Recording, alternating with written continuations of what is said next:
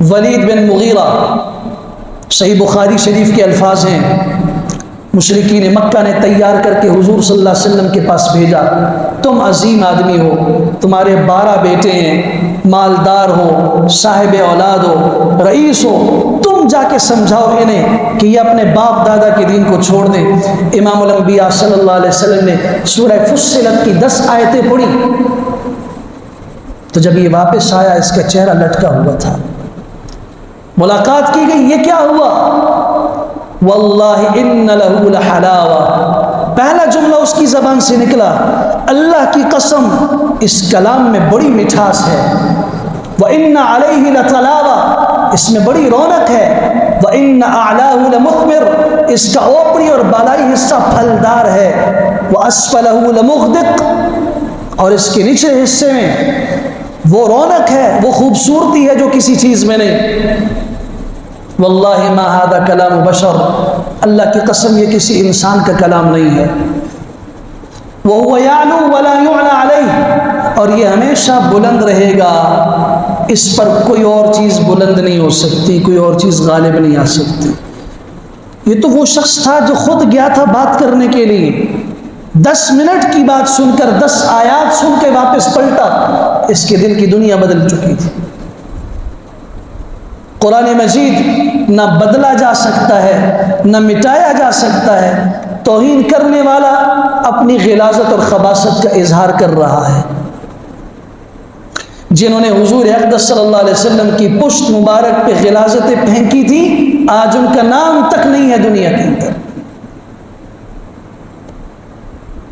کسے معلوم ہے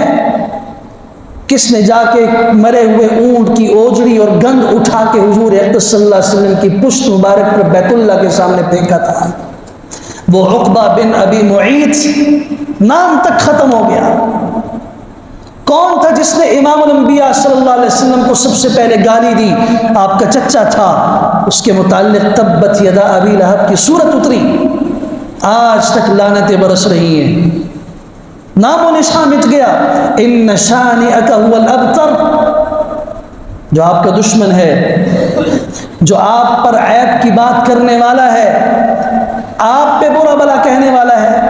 وہ مٹے گا، ابتر ہوگا، اس کی نام و نشان نہیں رہے گا، اس کی نسل مٹ جائے گی۔ دنیا کے کونے کونے میں حضور اقدس صلی اللہ علیہ وسلم کے نام لیوا موجود ہیں، قرآن سے محبت کرنے والے موجود ہیں، کمزوری کے باوجود بھی آج اہل انطاکیہ نے آ کے حضرت علی رضی اللہ تعالیٰ سے کہا تھا، سورہ کہف پڑھی جاتی ہے، ہماری توہین ہوتی ہے، اس میں ہے فَأَبَوْا أَن يُضَيِّفُوهُمَا، حضرت موسیٰ اور خضر نے انطاکیہ کی بستی والوں سے کھانا مانگا تھا، پانی مانگا تھا، انہوں نے انکار کر دیا۔ قرآن کہتا ہے فَأَبَوْا أَن يُضَيِّفُوهُمَا، انہوں نے انکار کر دیا ان کی ضیافت کرنے سے۔ حضرت ہم مال دیتے ہیں، یہ گھوڑے اونٹ خچر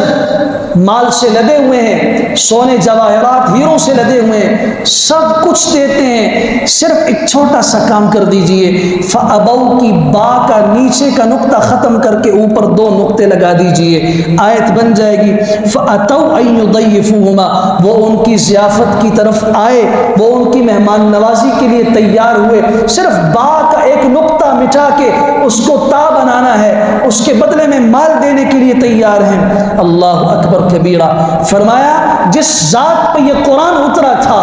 اس کو کہا گیا، اللہ نے خود فرمایا قل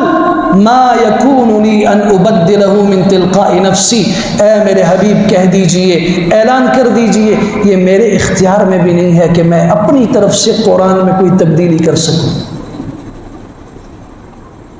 میں نہیں، ساری دنیا جمع ہو جائے، اگر قرآن مجید کا حفاظت کرنے والا، قرآن مجید کا حافظ کوئی بھی نہ رہے، تب بھی قرآن نہیں بدلا جائے گا۔